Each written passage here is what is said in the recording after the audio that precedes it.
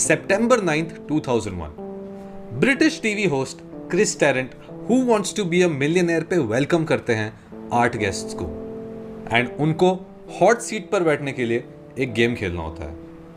उस गेम का नाम होता है fastest finger first. Words in the order they occur in the title of the Agatha Christie thriller. Nile on Death the. सही answer होता है death on the Nile. Major Charles Ingram का ये थर्ड टाइम होता है show पर and first time hot seat पर। लेकिन जैसे ही वो हॉट सीट पर बैठते हैं, जिस कॉन्फिडेंस के साथ उन्होंने फास्टेस्ट फिंगर फर्स्ट किया था, वो सारा कॉन्फिडेंस खत्म हो जाता है। क्योंकि 15 में से पहले ही 7 सवालों में इंग्रम के पास 3 में से सिर्फ एक लाइफलाइन बची होती है एंड वो अपने जवाबों को लेकर हमेशा अनश्योर लगते हैं। लेकिन किसी तरीके से वो सही आंसर बार बार देते हैं एंड फाइनली वो टाइम आ जाता है जो सवाल होता है $1 मिलियन के लिए। A number 1 followed by 100 zeros is known by what name? Google, Megatron, Gigabit, Nanomole. I don't think I've heard of a Google. But Chand seconds के बाद जब उनको गूगल का मतलब भी नहीं पता था, वो अपना माइंड चेंज कर लेते हैं। I really do think it's a Google. You just won $1 million! आज तक सिर्फ इनसे पहले 2 लोग मिलियनेयर बन पाए थे। एक कमाल की journey against all odds. Charles Ingram एक मिलियनेयर बन चुके थे, a fraud millionaire. Major Charles Ingram और उनके अकम्प्लिसेस ने इस पूरे सिस्टम को ऐसा चीट किया था जो शायद आंखों के सामने लोगों को नहीं दिखेगा। जिस टाइम पे चार्ल्स इंग्रम अपना $1 मिलियन वाला चेक उठा रहे थे, उस टाइम पर बिहाइंड द सीन्स सारे कैमरास पूरा चेक कर रहे थे उनकी पूरे जर्नी को। उनको कोई भी ऐसी इरेगुलरिटी नहीं दिखी एंड 7 क्वेश्चंस लगातार सही करने की प्रोबेबिलिटी विच इज 1/4 की power 7 into 1/2 for the question जिसमें उन्होंने 50-50 यूज किया था, विच इज इक्वल टू 0.003%। ये उनके चांसेस थे $1 मिलियन जीतने के एंड उन्होंने अगेंस्ट ऑल ऑड्स वो पैसा जीत लिया था। कैसे? अगर तुम ध्यान से चार्ल्स का गेम देखो तो वो सारे ऑप्शंस को सीक्वेंशियली एक बार पढ़ते हैं एंड पढ़ने के बाद उनको सही आंसर समझ में आ जाता है, कहीं से आ जाता है और वो सही आंसर बोल देते हैं। इनफैक्ट ऐसा हुआ है बहुत बार कि उनको उस वर्ड का या उस नाम का मतलब या पता भी नहीं होता कि वो कौन है एंड तब भी वो वापस उस नाम पे या उस वर्ड पे आते हैं एंड बोलते हैं कि this is my final answer. लेकिन चलो, मैं भी अगर वहां पर होता तो मैं भी शायद 1 by 1 सारे ऑप्शंस पे जाता एंड फिर सोचता कि चलो ठीक है, कौन सा सही है, मैं आंसर देता हूँ। लेकिन Who was the second husband of Jacqueline Kennedy? Adnan Khashoggi, Ronald Reagan, Aristotle Onassis, Rupert Murdoch. Okay, I'm not certain. I would have thought that it would be Aristotle Onassis. Why? 1 minute, क्या तुमने भी वही सुना जो मैंने सुना? किसी ने शायद खासा सही आंसर पर। Aristotle Onassis. Aristotle Onassis was indeed married to Jacqueline Kennedy. लेकिन ये यहाँ खत्म नहीं होता, ये फिर से हुआ एंड फिर से हुआ एंड फिर से हुआ। पूरे स्टूडियो में माइक्स तो होते ही होस्ट और कंटेस्टेंट्स के लिए, लेकिन कुछ और माइक्स भी होते हैं जो ऑडियंस रिएक्शन को रिकॉर्ड करने के लिए वहाँ लगाए जाते हैं। लेकिन ये कौन इंसान था जो खास रहा था सही आंसर पे? ये चीज़ पता लगाना टीम के लिए बहुत ज़रूरी था। Who Wants to be a Billionaire एक सेंसेशन था यूके में एंड उसको क्लोज टू 19 मिलियन लोग देखते थे एवरी ईयर एंड उन्हीं में से थे चार्ल्स, उनकी वाइफ डायना एंड डायना के brother Adrian Pollock. Adrian Pollock 5 बार उस शो पर जा चुके थे, जिसमें से एक बार वो हॉट सीट पर गए थे एंड उन्होंने 32,000 पाउंड्स जीता था एंड उसके कुछ टाइम बाद डायना खुद हॉट सीट पर गई थी एंड उन्होंने 32,000 पाउंड खुद जीते थे। ये फैमिली पूरी तरह से जानती थी कि उस शो पर कैसे जाना है एंड क्या करना है। एड्रियन के पास तो फास्टेस्ट फिंगर फर्स्ट का मॉकअप कंसोल भी था।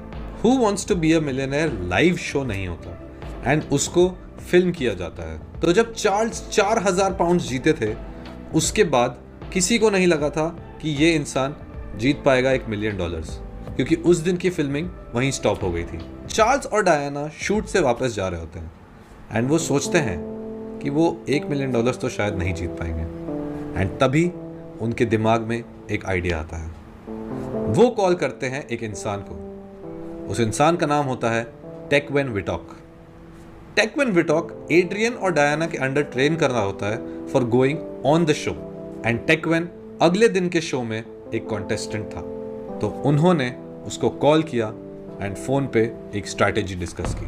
चार्ल्स सारे आंसर्स पढ़ते थे एंड टेक्वेन और डायना में से किसी को भी अगर वो आंसर सही लगता था तो वो कफ करते थे। चार्ल्स ऐसा बोलते रहते कि उनको ये चीज़ नहीं पता एंड अचानक से पूरा 180 डिग्री मूव करके बोल देते हैं कि भाई यही आंसर है। Craig David, I just can't. I don't think I've never heard of Craig David, to be honest. I've just never heard of Craig David. So no, I'll go Craig David. Yeah. You just won £32,000.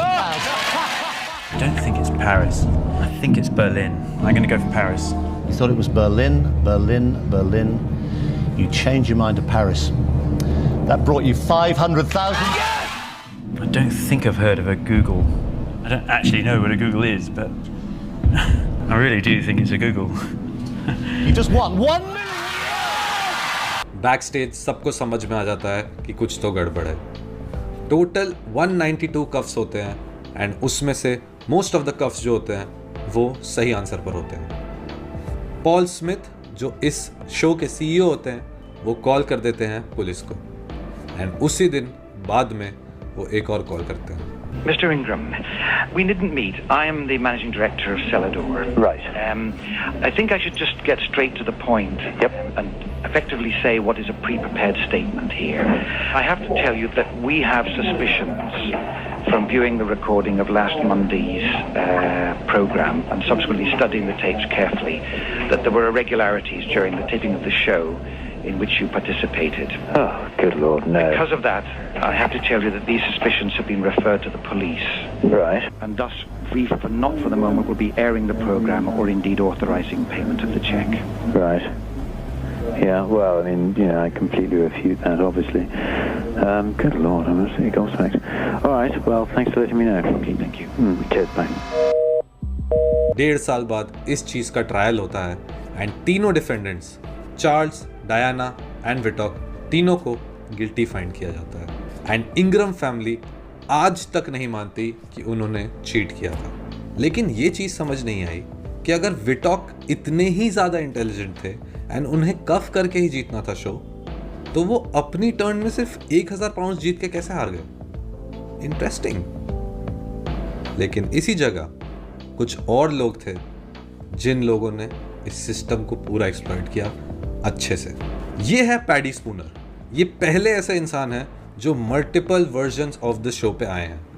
इन्होंने 250,000 euros जीते थे Australia वाले show पे, 250,000 pound जीते थे UK वाले show पे and 1000 pound जीते थे आयरलैंड वाले शो पे। इनको पता था कि क्या करना होता है शो पर आने के लिए एंड इन्होंने कभी किसी से छुपाया भी नहीं। स्पूनर ग्रेजुएट होने के बाद पॉप क्विज़ेस से अपनी लाइफ चलाते थे एंड आयरलैंड वाले शो पे जाने के बाद वो मिले कीथ बर्गिस से एंड उन्होंने मिलके खोला द कंसोर्शियम। कंसोर्शियम एक ऐसी एजेंसी थी जो लोगों को रिलायबली उस शो पर लेके जाती थी एंड उनको हेल्प करती थी मैक्सिमाइज करने में उनकी विनिंग्स। अब वो ये कैसे करते थे मैं तुम्हें बताता हूँ। कंसोर्शियम वाले थाउजेंड्स ऑफ पाउंड्स लगाकर प्रीमियम रेट्स पर कॉल करते थे who wants to be a millionaire पे एंड रजिस्ट्रेशन के लिए अपने क्लाइंट का नाम और नंबर रिकॉर्ड करके रखते थे कि जैसे ही रजिस्ट्रेशन करना होगा वो प्ले कर देंगे। स्टेप 2 था स्टॉल। जैसे ही क्लाइंट को कॉल आता था क्लाइंट कॉल पे बोल देता था कि मैं घर पे नहीं हूँ। कंसोर्शियम वाले तो सीधा भागते थे अपने क्लाइंट के घर। इसके बाद आता था स्टेप 3 जिसका नाम होता था गेट क्लोज। गेट क्लोज में ऐसा होता था कि who wants to be a millionaire वाले कॉल करके पूछते थे कि let's say what's the height of the Big Ben.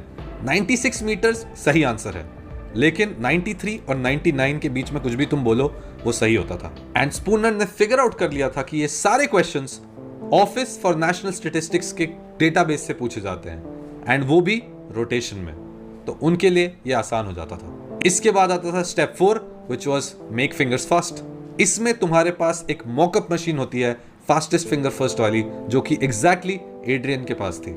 Step 5 fake a friend. ये वाला सबसे क्रेजी पार्ट था, क्योंकि एक लाइफलाइन होती है तुम्हारी phone a friend, and phone a friend में जब भी कॉल आता था तो एक इंसान called the voice phone pick करता था, एंड उसमें फोन में एक म्यूट बटन होता था।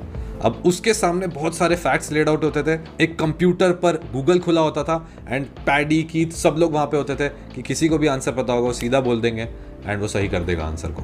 एंड ये सारी चीजें करने के बाद 2002 से 2007 के बीच में कंसोर्शियम ने 200 स्पॉट्स दिलाए थे उस शो पे। इसमें से 55 क्लाइंट्स गए थे हॉट सीट पर, एंड उन्होंने टोटल ऑफ 4.2 मिलियन पाउंड्स बनाए थे, which was 26% of the total winnings of the show during 2002 to 2007. Keith and paddy ने 2021 में एक बुक भी रिलीज की, बताते हुए कि कैसे उन लोगों ने ये चीज़ अचीव की, एंड जो भी इन लोगों ने किया था वो बिल्कुल भी इलीगल नहीं था, एंड एकदम opposite to what the Ingrams did. Charles and Diana Ingram and Whittock, इन तीनों की लाइफ बहुत खराब हो गई थी, एंड यही होती है एक fine line between cheating and exploiting the loopholes.